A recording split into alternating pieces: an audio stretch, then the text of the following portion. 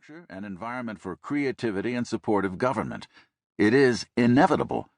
And by definition, those people will have the best standard of living. This may not be the countries who led the Industrial Revolution. In other words, the United States' economic preeminence isn't a given in the 21st century. It will depend in large part on the capacity of our schools to make greater use of the energy and natural talents of more students than ever before. That seems like a very tall order, particularly in relation to the rest of the developed world.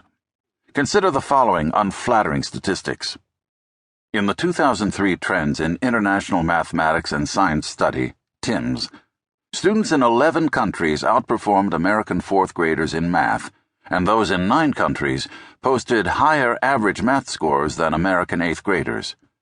Similarly, 2003 results from the Program for International Student Assessment, PISA, indicated that students from 20 out of 28 industrialized nations scored at higher levels in math than American students. This test included a special section on problem solving, a cross-subject assessment of students' ability to make strategic, innovative decisions to achieve a goal. Here, U.S. students scored below those from 25 other countries.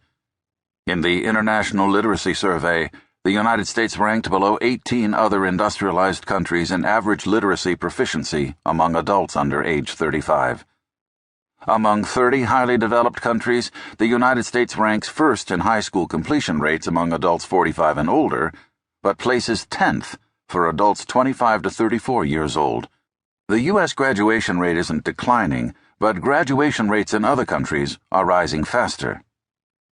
Certainly many Americans have the sense that too often public schools aren't getting the job done. In response to a May 2005 Gallup poll, just 37% said they had a great deal or quite a lot of confidence in the public schools, a trend that has remained flat since the early 1990s.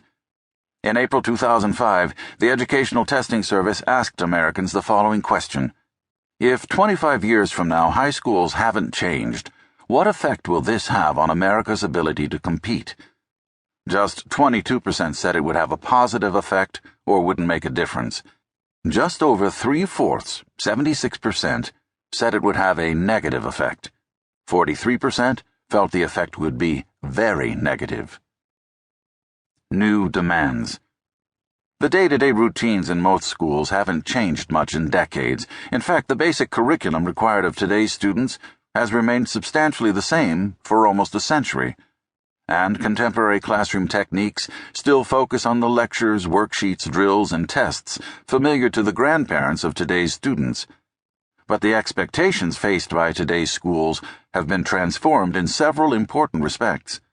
First, until the states adopted uniform standards and accountability testing, public schools saw themselves as accountable for executing a process, providing instruction in facts and skills.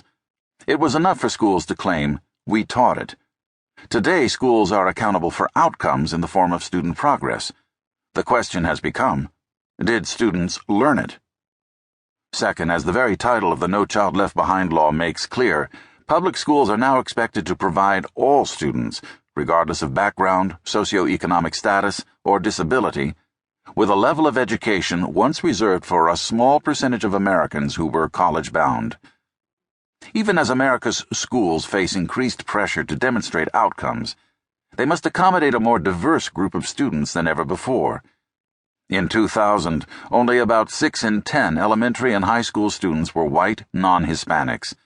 The remaining 40% reflected a rainbow of ethnicities and cultures.